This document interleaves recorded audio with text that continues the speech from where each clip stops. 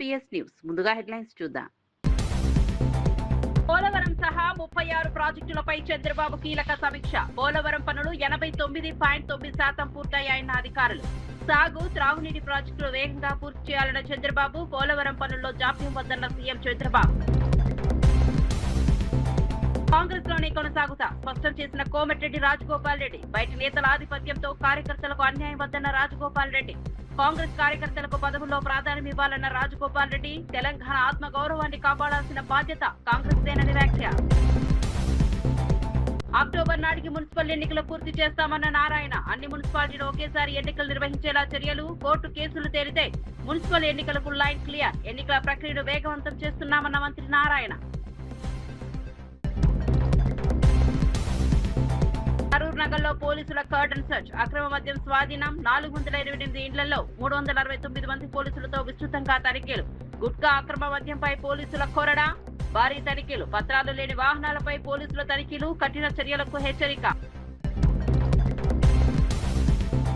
Sugar ఫ్యాక్టరీల మూసివేతపై Chandrababu సర్కార్పై Amarnath fire. 6 sugar ఫ్యాక్టరీలను మూసివేసే కుట్ర జరుగుతోందన్న అమర్నాథ్. గోవాడ షుగర్ ఫ్యాక్టరీని బినామీలకు అప్పగిస్తారా అన్న అమర్నాథ్. రైతుల, కార్మికుల ప్రయోజనాలకు వ్యతిరేకంగా నిర్ణయాలు వద్దన్న అమర్నాథ్.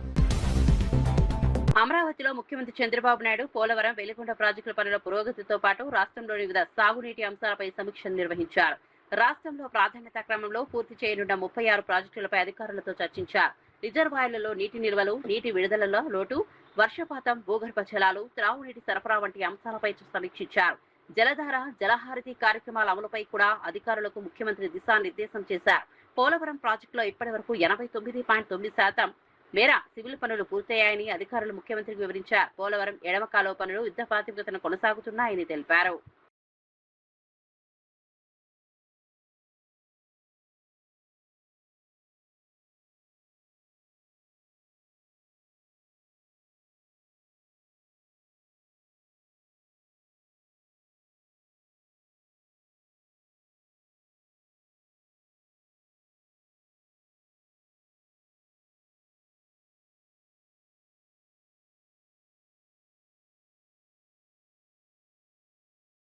ఆంధ్రప్రదేశ్ లో అన్ని మున్సిపాలిటీలు, కార్పొరేషన్లకు ఒకేసారి ఎన్నికలు నిర్వహించేలా చర్యలు తీసుకుంటున్నామని మున్సిపల్ శాఖ మంత్రి పొంగూరు నారాయణ తెలిపారు.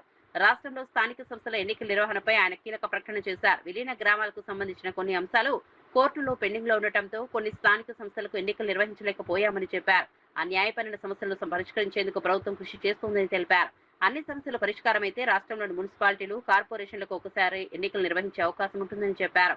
ముఖ్యమంత్రి చంద్రబాబు నాయుడు ఇప్పటికే అక్టోబర్ నాటికి మున్సిపల్ పరిషత్, పంచాయతీ ఎన్నికలను పూర్తి చేయాలని లక్ష్యంగా పెట్టుకున్నామని మంత్రి గుర్తు చేశారు. ఎన్నికల నిర్వహణకు అవసరమైన ప్రక్రియలను అధికారులు పూర్తి చేస్తున్నారని తెలిపారు.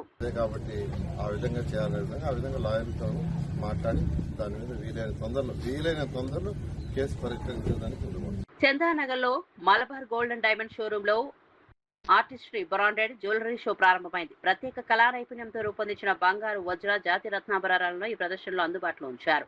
ప్రతి ఆభరణంలో కళాత్మకత, ఆధునిక డిజైన్, సంప్రదాయ నైపుణ్యాన్ని ప్రతిబింబించేలా ప్రత్యేక కలెక్షన్లను ఏర్పాటు చేశారు. సీరియల్ నటి శోభా శెట్టి ముఖ్య అతిథిగా హాజరై ప్రదర్శనలు ప్రారంభించారు. వినియోగదారులు, శ్రేయోభిలాషులు, మలబార్ గోల్డ్ అండ్ ప్రతినిధులు ఈ కార్యక్రమంలో పాల్గొన్నారు. మలబార్ గోల్డ్ కు చెందిన మైండ్ బ్రాండ్ లో ధృవీకరించిన వజ్రాభరణాలను ప్రదర్శిస్తున్నారు. వివాహాలు, పార్టీలు, ప్రత్యేక సందర్భాల కోసం ఎరా బ్రాండ్ లో వజ్రాలతో కూడిన వివిధ డిజైన్లను అందుబాటులో ఉంచారు. ప్రిఫర్డ్ బ్రాండ్ లో జాతి రత్నాభరణాలు, ఎలిత్ బ్రాండ్ లో హస్తకళా నైపుణ్యంతో రూపొందించిన ఆభరణాలు ప్రత్యేక ఆకర్షణగా నిలిచాయి. ఇక్కడికి అండ్ ఏం లాంచ్ ఆర్టిస్టరీ షో. సో ఈ రోజు నేను ఇక్కడికి వచ్చి ఆర్టిస్టరీ షోని ఇనాగ్రేట్ చేయడం అంటే నాకు చాలా హ్యాపీగా అనిపించింది. Thank you so much for this beautiful opportunity. And of course A collection చూడాలి తెలియట్లేదు. ముందుగా మీతో మాట్లాడిన తర్వాత వెళ్ళి అన్ని కలెక్షన్స్ అయితే నేను పర్సనల్గా ఎక్స్పీరియన్స్ చేయాలని అనుకుంటున్నాను. సో మీరేం చెప్తారు? Thank you very much for coming, and it's a very great.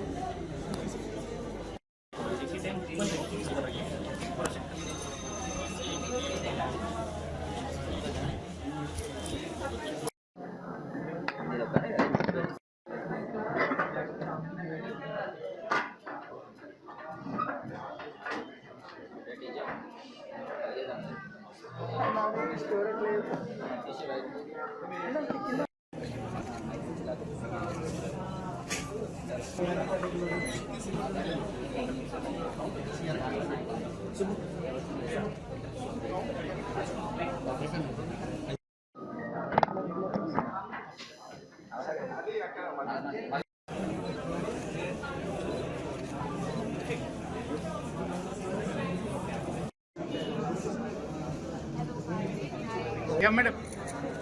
Madam.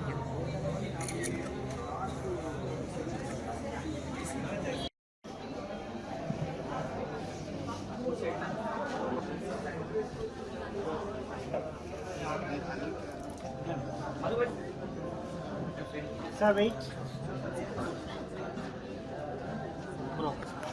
రైతుల పరిస్థితిపై వైసీపీ మాజీ మంత్రి గుడివాడ అమర్నాథ్ కూటమి ప్రభుత్వంపై విమర్శలు చేశారు. చంద్రబాబు తన పుస్తకంలో వ్యవసాయం దండగా అన్నట్టుగా కూటమి ప్రభుత్వ విధానాలు ఉన్నాయని ఆరోపించారు. గతంలో షుగర్ ఫ్యాక్టరీలను నష్టాల్లోకి నెట్టి నిర్వీర్యం చేసిన విధంగానే ఇప్పుడు రాష్ట్రంలో ఉన్న 6 షుగర్ ఫ్యాక్టరీలను మూసివేసేందుకు ప్రభుత్వం కుట్ర చేస్తోందని విమర్శించారు. సహకార రంగంలో కొనసాగుతున్న ఏకైక sugar factory Govada sugar factory బినామీలకు అప్పగించేందుకు ప్రయత్నాలు జరుగుతున్నాయని ఆరోపించారు. రైతులు చెరుకు సాగుదారుల ప్రయోజనాలు కాపాడాల్సిన బాధ్యత ప్రభుత్వంపై ఉందన్నారు. షుగర్ ఫ్యాక్టరీలు మూతపడితే వాటిపై ఆధారపడిన రైతులు కార్మికులు తీవ్రంగా నష్టపోయే అవకాశం ఉందని పేర్కొన్నారు. సహకార రంగంలోని పరిశ్రమలను బలోపేతం చేయడానికి ప్రభుత్వం చర్యలు తీసుకోవాలని డిమాండ్ చేశారు. రైతుల పంటకు గిట్టుబాటు ధర, మార్కెట్ ప్రాసెసింగ్ సదుపాయాలు కల్పించాల్సిన అవసరం ఉందన్నారు. మంది రైతులు దాని మీద ఆధారపడి ఉన్నటువంటి సందర్భాలు చూసాం. కాలక్రమేణా చంద్రబాబు నాయుడు గారి తాలూకా నిర్ణయాలు, గతంలో వారు ముఖ్యమంత్రిగా ఉన్నప్పుడు, గతంలో వారు పరిపాలన చేసినటువంటి క్రమంలో ఒకటి డిఫంక్ట్ అయిపోయేటువంటి పరిస్థితి తీసుకొని వచ్చారు. అంటే నష్టాలు అనేటువంటిది చూపించో, లేకపోతే మరొకటో, లేదా ప్రభుత్వం నుంచి సహాయం అందించకో అనేక రకాలుగా రైతులను ఇబ్బంది పెట్టి ఫ్యాక్టరీల్ని నిర్వీర్యం చేసేటువంటి కార్యక్రమం 95లో చంద్రబాబు నాయుడు గారు ముఖ్యమంత్రి అయిన దగ్గర నుంచి ఉమ్మడి ఆంధ్రప్రదేశ్ చరిత్రలో మనం ఇటువంటి సందర్భాలు చూసాం. చివరికి ఈరోజు రాష్ట్రంలో మిగిలినటువంటిది గోవాడ షుగర్ ఫ్యాక్టరీ ఒకటే గత సంవత్సరం సీజన్ వరకు కూడా నడిచినటువంటి సందర్భాలు చూసాం. నిన్న ప్రభుత్వం ఒక జీవో రిలీజ్ చేసింది. ఏం చేసిందనంటే గ్రూప్ ఆఫ్ మినిస్టర్స్ ని కాన్స్టిట్యూట్ చేస్తూ ఇండస్ట్రీస్ మంత్రి, finance minister, civil supplies minister, అలాగే హెల్త్ మినిస్టర్ని 4 మంత్రుల్ని కాన్స్టిట్యూట్ చేస్తూ 4-5 అంశాల మీద వారు చర్చిస్తారు, తగు నిర్ణయాలు తీసుకుంటారు అనేటువంటిది ఆ జీవో తాలూకు ఉద్దేశం.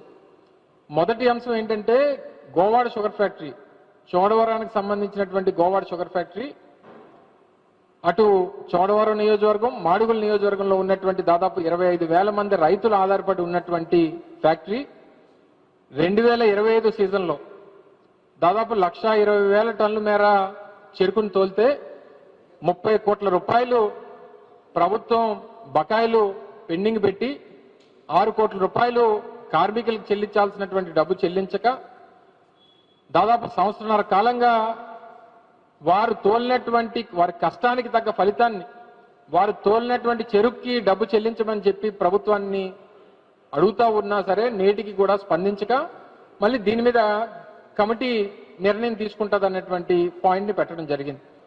ఉన్నటువంటి గోవాడ షుగర్ ఫ్యాక్టరీ పేమెంట్ చేయాల్సినటువంటి పేమెంట్స్కి ఏమో కమిటీ ఆలోచన చేస్తుందని చెప్తూ ఈ ఉన్నటువంటి 6 షుగర్ ఫ్యాక్టరీలని ఏపీఐసి ద్వారా ఇప్పటికే దాని మీద ఉన్నటువంటి అప్పులు ఏవైతే ఉన్నాయో వాటన్నిటినీ కూడా ఏపీఐసి పే చేయడానికి ఈ ఉన్నటువంటి ప్రాపర్టీస్ అన్ని కూడా ఏపీఐసి అమ్ముకునేటువంటి దానికి వీరు నిర్ణయం తీసుకుంటారని చెప్పి జీవో చెప్తా ఉంది.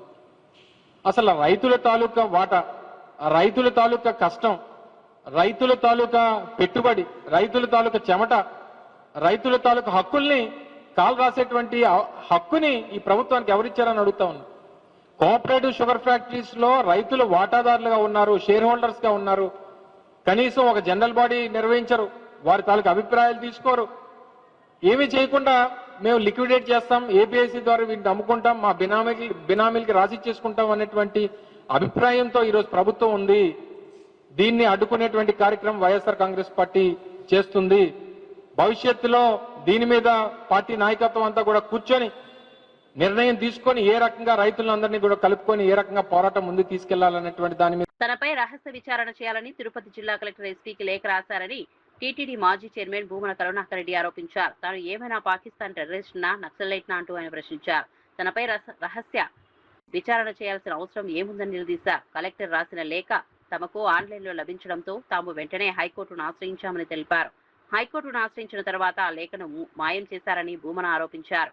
ప్రభుత్వ అధికారులు ఒక ప్రజాప్రతినిధి లేదా మాజీ పదవిలో ఉన్న వ్యక్తిపై విచారణ చేయాలనుకుంటే దానికి సరైన కారణాలు ఉండాలని అన్నారు. రహస్య విచారణ పేరుతో వ్యక్తిగత హక్కులకు భంగం కలిగించే చర్యలు సరికాదని పేర్కొన్నారు. తనపై ఎలాంటి ఆరోపణలు ఉన్నా బహిరంగంగా వెల్లడించి చట్టపరంగా విచారణ జరపాలని డిమాండ్ చేశారు. అధికారుల చర్యలపై పారదర్శకత ఉండాలని కోరారు. తనకు సంబంధించిన వ్యవహారంలో కలెక్టర్ రాసిన లేఖ ఎందుకు బయటకు రాకుండా చేశారో ప్రభుత్వం సమాధానం చెప్పాలని అన్నారు.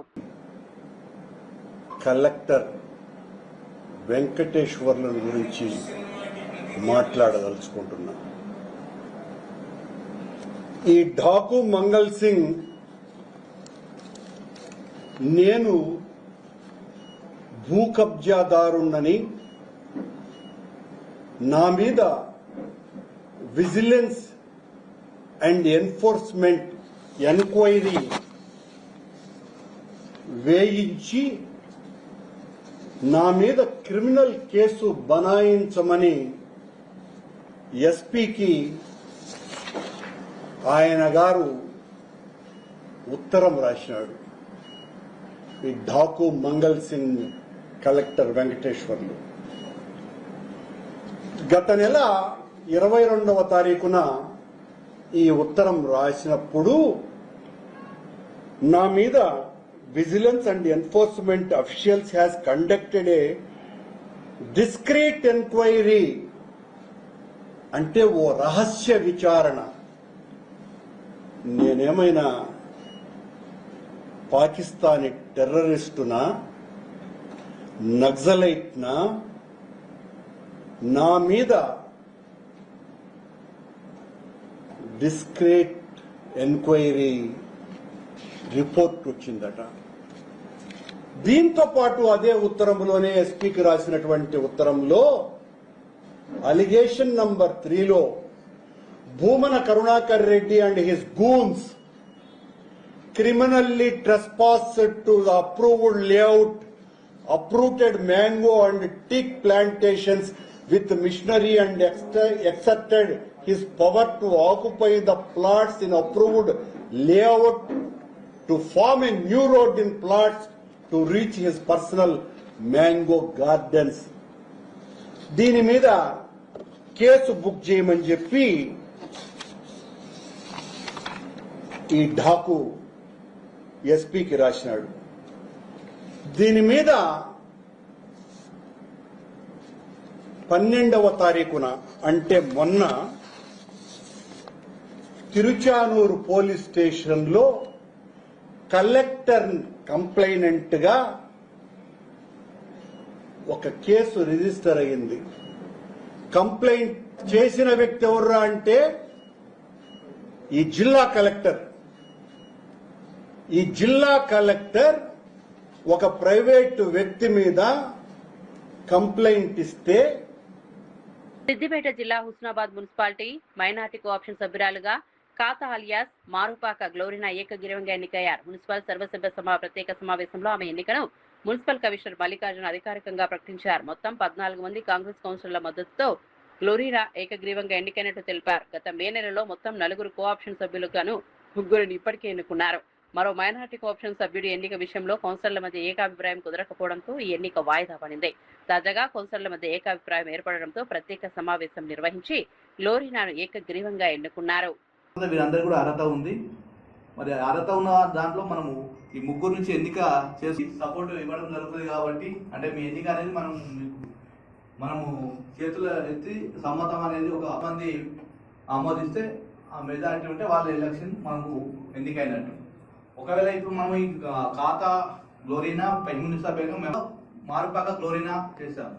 మన మెజార్టీ సభ్యులు ఆమోదం చేస్తే ఆమె ఎన్నికైనా మనము మన సభ్యులందరూ కూడా మనం ఆమోదించాల్సి ఆమోదం ఇస్తే కౌంట్ చేసుకోవాలి.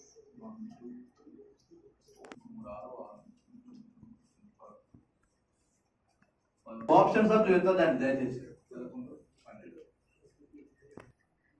1 2 3 4 5 6 7 8 9 10 11 14 మంది ఆమోదం తెలపడం జరిగింది. థ్యాంక్ యూ, ధన్యవాదాలు. సో మరి ఈ ఎన్నికను ఇప్పుడు సంబంధించి మహిళా విభాగం నుంచి మరి కోఆప్షన్ సభ్యులుగా ఎన్నిక కావడం జరిగింది.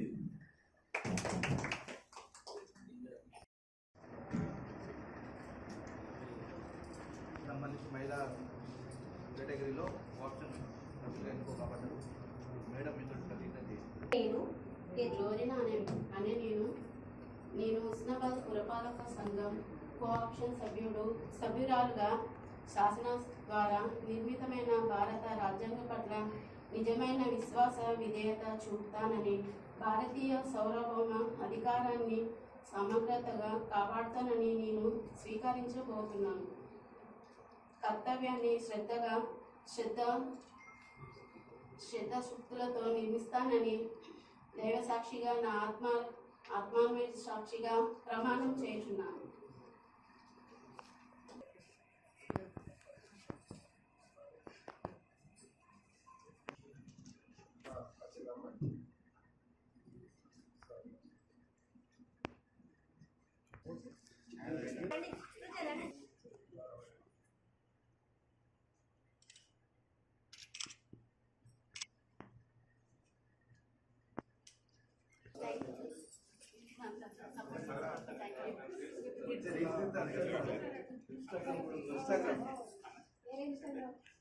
బీడీ కార్మికుల పెన్షన్ విషయంలో తెలంగాణ ప్రభుత్వాన్ని బీఆర్ఎస్ ఎమ్మెల్యే డాక్టర్ సంజయ్ ప్రశ్నించారు. ఉమ్మడి ఆంధ్రప్రదేశ్ లో పాలకులు బీడీ కార్మికులను పట్టించుకోలేదని అన్నారు. తెలంగాణ రాష్ట్రం ఏర్పడిన తర్వాత కేసీఆర్ ముఖ్యమంత్రిగా ఉన్న సమయంలో బీడీ కార్మికులకు పెన్షన్ అందించడం ప్రారంభమైందని గుర్తు చేశారు. ఎన్నికల సమయంలో బీడీ కార్మికులందరికీ 4,000 రూపాయల పెన్షన్ ఇస్తామని కాంగ్రెస్ హామీ ఇచ్చిందని, అయితే ప్రభుత్వం ఏర్పడి 3 ఏళ్లు గడుస్తున్నా ఆ హామీపై స్పష్టత లేదని విమర్శించారు. అసెంబ్లీలో బీడీ కార్మికుల పెన్షన్ అంశాన్ని ప్రస్తావించినా ప్రభుత్వం కనీసం సమాధానం ఇవ్వలేదని అన్నారు. తాజాగా కొత్త పెన్షన్ దరఖాస్తు ప్రక్రియలో బీడీ కార్మికుల కోసం ప్రత్యేక కాలం కూడా పెట్టలేదని ఆరోపించారు. దీంతో ప్రస్తుతం పెన్షన్ పొందుతున్న బీడీ కార్మికుల పరిస్థితిపై ఆందోళన వ్యక్తం చేశారు. బీడీ కార్మికులకు ఉన్న పెన్షన్ తీసివేసే ప్రయత్నం జరుగుతోందా అని ప్రభుత్వాన్ని ప్రశ్నించారు. మొదట 1000 రూపాయల పెన్షన్, రెండోసారి 2018లో వచ్చిన తర్వాత ఎలక్షన్ అయిన వెంటనే 2000 రూపాయల పెన్షన్. ఎందుకంటే వాళ్ళు పడ్డ కష్టాలు, వాళ్ళు పడ్డ బాధలు వర్ణించలేని ఉంటుంది. అందుకని కేసీఆర్ గారు తెలంగాణ సోయి ఉన్నది కాబట్టి, తెలంగాణ ప్రజల బతుకు గురించి తెలుసు కాబట్టి ఆనాడు కేసీఆర్ గారు 2016 రూపాయల పెన్షన్లు బీడీ కార్మికులకు ఇచ్చినారు. దగ్గర మొత్తం బీడీ కార్మికులు ఆ రోజు 4,26,000 మందికి కేసీఆర్ గారు బీడీ పెన్షన్లు ఇచ్చినారు. ఇవాళ ముఖ్యమంత్రి గారు వచ్చిన తర్వాత ఈయన ఏం చెప్పినాడు చూడండి ఒక్కసారి. ఎలక్షన్లలో బీడీ కార్మికులు ఎంతమంది అవుతుందో మీకు అందరికీ 4,000 రూపాయల పెన్షన్ ఇచ్చే బాధ్యత. బీడీ కార్మికులు ఎందరి మంది ఉన్నా మీ అందరికీ 4,000 రూపాయలు పెన్షన్ ఇస్తా, ఇది మా సోనియమ్మ ఇచ్చిన వాగ్దానం అంట. 3 సంవత్సరాలు నిండింది. బాధ ఎక్కడవుతా ఉందంటే ఈ 3 సంవత్సరాల్లో ఎందుకు ఎక్కువ చెప్తా ఉన్నారు మీకు బీడీ కార్మికుల గురించి అని ఆలోచించని చేయొచ్చు. నేను వస్తున్న కాన్స్టిట్యున్సీలో అత్యధికంగా బీడీ కార్మికులు ఉంటారు కాబట్టి. ఆ రోజు కేసీఆర్ గారు నా కాన్స్టిట్యున్సీలో 31,000 మందికి బీడీ పెన్షన్లు ఇచ్చినారు. నా కాన్స్టిట్యున్సీలో కేసీఆర్ గారు ఉన్నప్పుడు. ఇప్పటి వరకు బాధ ఏంటంటే కనీసం అసెంబ్లీలో ఈ 3 ఏళ్లలో మంత్రులు కానీ ముఖ్యమంత్రి గారు కానీ మా బీడీ కార్మికుల ఊసెత్తలేదు. మేము ప్రశ్నించినా కూడా వాళ్ళ జవాబు కూడా చెప్పలేదు పెన్షన్ల గురించి. ఇవాళ కనీసం ఈ ఫామ్లో వాళ్ళ పేరు కూడా పెట్టలేదు. ఇవాళ గవర్నమెంట్ ఇచ్చిన ఫామ్లో కనీసం బీడీ కార్మికులు మరి వాళ్ళకి అప్లికేషన్ కూడా పెట్టుకునే అర్హత లేకుండా చేసినారు ఇవాళ. ఇప్పుడు దీనిలో 2 ప్రాబ్లమ్స్ ఉన్నాయి. ముఖ్యమంత్రి గారేమో 4,000 ఇస్తా అని చెప్పినారు. మా రిక్వెస్ట్ ఏంది, మిగిలింది కొందరు మంది బీడీ కార్మికులు ఉన్నది. ఎందరు మంది బీడీ కార్మికులు ఇంకా అంటే దగ్గర 1,00,000 మంది ఉన్నారు మొత్తం. నేను చెప్పేది రాష్ట్రంలో అంతా కూడా. అలాంటిది నా కాన్స్టిట్యున్సీలో ఒక 6-7 వేల మంది నా కాన్స్టిట్యున్సీలో ఉన్నారు. మీరు చేయాల్సింది ఏంది, కేవలం 1,00,000 మందికి పెన్షన్లు ఇవ్వమంటే కనీసం వాళ్ళ ఊసెత్తుతలేరు. అన్నిటికంటే ముఖ్యంగా నా కాన్స్టిట్యున్సీలో డౌట్ ఏంటంటే ఇప్పుడు సార్ ఫార్ములో మన పేరు కూడా పెడతలేరు. అసెంబ్లీలో ఈ మంత్రులు కానీ కాంగ్రెస్ పార్టీ నాయకులు కానీ ముఖ్యమంత్రి గారు కానీ ఇప్పటి వరకు బీడీ కార్మికుల పేరెత్తలేదు, ఊసెత్తలేరు వాళ్ళు. మరి ఉన్నవి కూడా తీసేస్తారా అన్న సందేహం ఇవాళ నా కాన్స్టిట్యున్సీ ప్రజలకు కలుగుతా ఉంది. దయచేసి ముఖ్యమంత్రి గారిని కోరుతా ఉన్నాను. కాంగ్రెస్ పార్టీలోనే కొనసాగుతానని కాంగ్రెస్ నేత కోమటిరెడ్డి రాజగోపాల్ రెడ్డి స్పష్టం చేశారు. కాంగ్రెస్ నేతలను తాను విమర్శించడం లేదని, ఇకపై కూడా విమర్శించబోనని తెలిపారు. అయితే బయట నుంచి పార్టీలోకి వచ్చిన నేతల ఆధిపత్యం వల్ల నిజమైన కాంగ్రెస్ కార్యకర్తలకు అన్యాయం జరగకూడదని అన్నారు. ఉద్యమకారులకు తగిన గుర్తింపు ఇవ్వాలని, పేద ప్రజలకు ప్రాధాన్యం కల్పించాలని సూచించారు. పెట్టుబడిదారులు, కాంట్రాక్టర్ల ప్రయోజనాల కంటే ప్రజల కోసం పనిచేయాల్సిన అవసరం ఉందని పేర్కొన్నారు. తెలంగాణ ఆత్మగౌరవాన్ని కాపాడాల్సిన బాధ్యత ప్రతి కాంగ్రెస్ నాయకుడిపై ఉందన్నారు. తెలంగాణ రాష్ట్రం కాంగ్రెస్ పార్టీ పోరాటం వల్ల ఏర్పడిందని, కాంగ్రెస్ ద్వారానే రాష్ట్రం మరింత అభివృద్ధి చెందుతుందని రాజగోపాల్ రెడ్డి అన్నారు. కాంగ్రెస్ పార్టీ నాయకులను కానీ మొదటి నుంచి వచ్చిన వాళ్ళకు కూడా గౌరవం దక్కాలనేది, ఈ ప్రభుత్వంలో వాళ్ళకు కూడా సముచిత గౌరవం కల్పించాలని చెప్పి నా భావన. మూడవది, ఇప్పుడు కూడా సీమాంధ్ర పాలకుల, సీమాంధ్ర మీడియా చెప్పు చేతల్లో మన తెలంగాణ కాంగ్రెస్ పార్టీ కానీ గవర్నమెంట్ కానీ నడపొద్దని. మన తెలంగాణ ఉద్యమం నడిచిందే తెలంగాణ ప్రజల ఆత్మగౌరవం కోసం. సో అదే ఆత్మగౌరవాన్ని నిలుపుకునేలా మన ప్రజాపాలన చేసుకోవాలని, ఆంధ్ర పాలకులకు వాళ్ళ చెప్పు చేతుల్లో మన ప్రభుత్వం ఉండకుండా పేదరికంలో మన ప్రజలకు మనకు సేవ చేయాలి తప్పితే వాళ్ళ పెట్టుబడిదారులకు, కాంట్రాక్టర్ల కోసం ఈ ప్రభుత్వం పనిచేయొద్దు అనేది నా భావన. అంటే ఒక మంచి ఉద్దేశంతో కాంగ్రెస్ పార్టీ ఎక్కడ ప్రజలలో బలహీన పడుతుందనే ఉద్దేశంతో ఒక కాంగ్రెస్ పార్టీ సైనికుడిగా ఎంతో మందికి అన్యాయం జరుగుతుందన్న భావన ఉన్నది కాబట్టి వాళ్ళందరికీ ధైర్యం చెప్తూ తప్పకుండా కాంగ్రెస్ పార్టీ కార్యకర్తలకు న్యాయం జరుగుతుంది. ఇప్పుడు కొంచెం అటు ఇటుగా ఉన్న ఎక్కడికైనా తప్పులు జరిగినా కానీ జరగొద్దని నేను మాట్లాడినా. కాంగ్రెస్ పార్టీ ద్వారానే తెలంగాణ వచ్చింది, కాంగ్రెస్ పార్టీ ద్వారానే తెలంగాణలో పేదలకు న్యాయం జరుగుతుంది, కాంగ్రెస్ పార్టీ ద్వారానే తెలంగాణ రాష్ట్రం అభివృద్ధి చెందుతుంది. ఇవన్నీ కూడా పలు ప్రాంతాల్లో భారత సైన్యం పెట్రోలింగ్ చేయకుండా చైనా అడ్డుకుంటోందని లోక్సభ ప్రతిపక్ష నేత రాహుల్ గాంధీ ఆరోపించారు. ఈ పరిణామం చాలా ఆందోళనకరమైనదని ఆయన వ్యాఖ్యానించారు. అంతకంటే ఆందోళన కలిగించే విషయం కేంద్ర ప్రభుత్వం నుంచి ఎలాంటి స్పందన లేకపోవడమేనని అన్నారు. రక్షణ మంత్రి రాజ్నాథ్ సింగ్, కేంద్ర హోంమంత్రి అమిత్ షా, ప్రధాని నరేంద్ర మోదీ ఈ అంశంపై స్పష్టమైన సమాధానం ఇవ్వాలని రాహుల్ గాంధీ డిమాండ్ చేశారు. చైనాను అడ్డుకోవాల్సిన ప్రభుత్వం భారత్లను అడ్డుకునేందుకు మీడియాపై ఒత్తిడి తెస్తోందని ఆరోపించారు. గల్వాన్ ఘటన తర్వాత చైనా భారత భూభాగంలో ఒక్క అంగుళం కూడా తీసుకోలేదని ప్రధాని నరేంద్ర మోదీ గతంలో చేసిన వ్యాఖ్యలను రాహుల్ గుర్తు చేశారు. దేశ భద్రతకు సంబంధించిన అంశాల్లో ప్రజలకు వాస్తవాలను తెలియజేయాల్సిన అవసరం ఉందన్నారు. సరిహద్దుల్లో పరిస్థితిపై కేంద్ర ప్రభుత్వం పారదర్శకంగా స్పందించాలని కోరారు.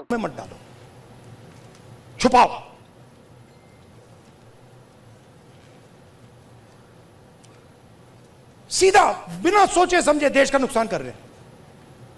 मैंने देखा, नहीं मैंने अपनी आंखों से देखा, गलवान के बाद प्रधानमंत्री आए, जूम कॉल थी, प्रधानमंत्री कहते हैं हिंदुस्तान की जमीन का 1 इंच चाइना ने नहीं लिया।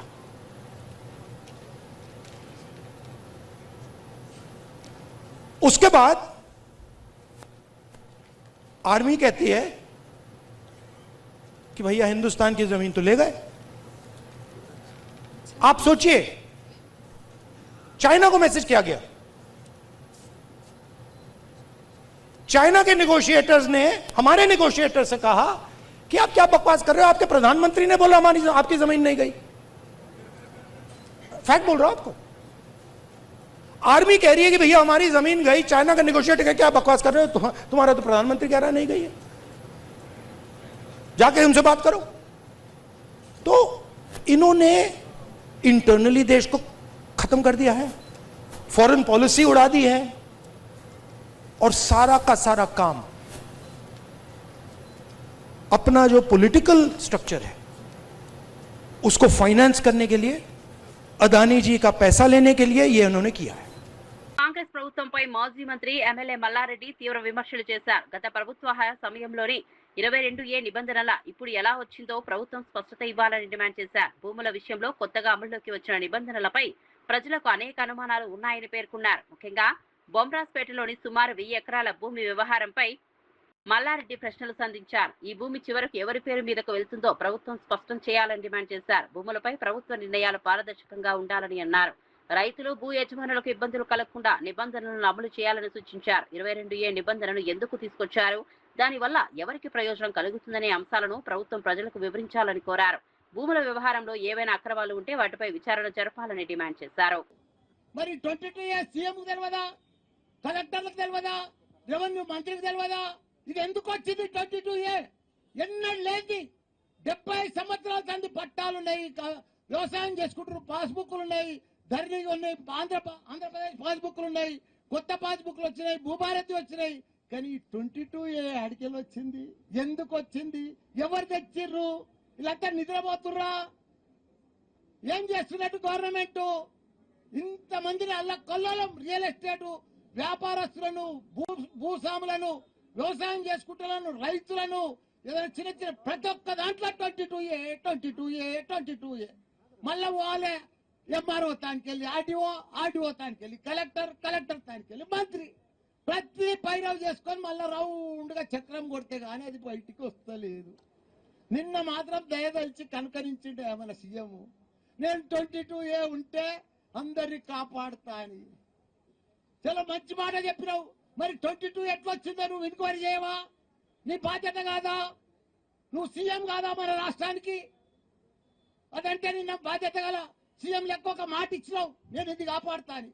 మరి ఇదేంటి బొమ్మరాజపేట ల్యాండ్ 1000 ఎకరాలది, ఇది నీకు బాధ్యత కాదా? స్థానిక కాంగ్రెస్ నాయకులకు బాధ్యత లేదా? ఎవరు చేస్తున్నారు ఇదంతా? ఏ చేతవాడి చేస్తుర్రా? చేతవాడితో అవుతుందా? ఈ నంబర్లన్నీ ఎవరు మారిపోతున్నాయి? ఎట్లా చేతవాడితో మారిపోతున్నాయా? ఎవరిని తెలుస్తలేదా? ఎట్లకెళ్ళి మారుతున్నాయి ఈ నంబర్లన్నీ? ఎవరి పేరు మీద చెప్తున్నాయి? ఐటీసీ కంపెనీది 50 ఎకరాలు మాయమైపోయింది. మరి చేతవాడి మాయం చేసిర్రా? ఎట్లా మాయం చేసిర్రు? ఈ భూమి ఎవరి పేరు మీద పోయింది? ఎవరికి ఎక్కుతున్నది? ఎందుకు ఎక్కుతున్నది? ఎందుకు చేస్తున్నారు? 50 ఈయనది పాస్బుక్ 1975 లో ఉంది. 50,000 అయిపోయింది పాస్బుక్ వచ్చి, ప్రొసీడింగ్ వచ్చి. కరూర్ నగర్, భగత్ సింగ్ నగర్ లో పోలీసులు భారీగా గార్డెన్ సెర్చ్ నిర్వహించారు. మొత్తం 428 ఇళ్లలో 369 మంది పోలీసు సిబ్బందితో విస్తృతంగా తనిఖీలు చేపట్టారు. అక్రమ కార్యకలాపాలను గుర్తించడంతో పాటు అనుమానాస్పద వ్యక్తులు, వస్తువులు, వాహనాలపై పోలీసులు ప్రత్యేకంగా దృష్టి సారించారు. ఇళ్ల తనిఖీల్లో అక్రమంగా నిల్వ చేసిన మద్యం, నిషేధిత పొగాకు ఉత్పత్తులు, గుట్కా వంటి వస్తువులను గుర్తించి స్వాధీనం చేసుకున్నారు. సరైన పత్రాలు లేని వాహనాలను కూడా పోలీసులు గుర్తించి పరిశీలించారు. కాలనీలో ఎలాంటి అసాంఘిక కార్యకలాపాలు జరుగుతున్నాయన్న కోణంలోనూ తనిఖీలు నిర్వహించారు. నేరాల నియంత్రణ, ప్రజలకు భద్రత కల్పించడమే లక్ష్యంగా గార్డెన్ సెర్చ్ చేపట్టినట్లు పోలీసులు తెలిపారు. అనుమానాస్పద వ్యక్తులు, అక్రమంగా మద్యం విక్రయించే వారిపై ప్రత్యేక నిఘా కొనసాగిస్తున్నామని వెల్లడించారు. కాలనీలో నివసిస్తున్న ప్రజలు కూడా చట్టవిరుద్ధ కార్యకలాపాలపై సమాచారం ఉంటే పోలీసులకు తెలియజేయాలని సూచించారు. పత్రాలు లేకుండా వాహనాలు నడపవద్దని హెచ్చరించారు. అక్రమ మద్యం, గుట్కా విక్రయాలు, ఇతర నిషేధిత కార్యకలాపాలకు పాల్పడితే కఠిన చర్యలు తీసుకుంటామని పోలీసులు స్పష్టం చేశారు. ఈ సెర్చ్ సందర్భంగా టోటల్ గా వెహికల్స్ మనము సెర్చ్ చేసింది కూడా 427. దాంట్లో డాక్యుమెంట్స్ లేని వెహికల్స్ 33 సీజ్ చేయడం జరిగింది. అండ్ వెహికల్స్ చెక్ చేసినప్పుడు వైలేషన్స్ ఉండి చాలాను కట్టనివన్నీ కూడా 1,62,000 చాలాను మనము వాళ్ళతో పే చేయించడం జరిగింది. చాలాను రియలైజ్ చేయడం జరిగింది. అండ్ ఈ సెర్చ్లో భాగంగా 18.72 litres of liquor worth 20,000 seize చేసినాము. అండ్ దీని మీద కేసు కూడా రిజిస్టర్ చేయడం జరిగింది. గుట్కా ప్యాకెట్స్, టొబాకో ప్రోడక్ట్స్ ఇల్లీగల్గా సేల్ చేసేవి వర్త్ 14,292 సీజ్ చేయడం జరిగింది. అండ్ 3 సస్పెక్ట్స్, 4 రౌడీ షీటర్స్ని వాళ్ళని కౌన్సిలింగ్ చేయడం జరిగింది. అండ్ దీంట్లో పాపిలాన్ డివైస్ సర్చ్ అండ్ వాళ్ళ ఫోన్ నెంబర్స్తో కూడా చాలామందిని సర్చ్ చేసి సస్పెక్ట్స్ ఎవరైనా ఉన్నారో అనేది కూడా వెరిఫై చేయడం జరిగింది. ఇది 2 hours సర్చ్ ఆపరేషన్లో మేము చేసిన అవుట్కమ్ ఇది. అండ్ ఇది ఎవ్రీ 1 month 2 months అట్లా కంటిన్యూ చేయడం జరుగుతుంది. సో దట్ ఈ ఏరియాలో ఎట్లాంటి ఇల్లీగల్ యాక్టివిటీస్ ఉండకుండా పీస్ఫుల్గా సొసైటీ ఉండేదానికి ఈ ఆపరేషన్ చేస్తుంది. Thank you. పోలవరం సహా 36 ప్రాజెక్టులపై చంద్రబాబు కీలక సమీక్ష. పోలవరం పనులు 89.9% పూర్తయ్యాయన్న అధికారులు. సాగు, త్రాగునీటి ప్రాజెక్టులు వేగంగా పూర్తి చేయాలన్న చంద్రబాబు, పోలవరం పనుల్లో జాప్యం వద్దన్న సీఎం చంద్రబాబు.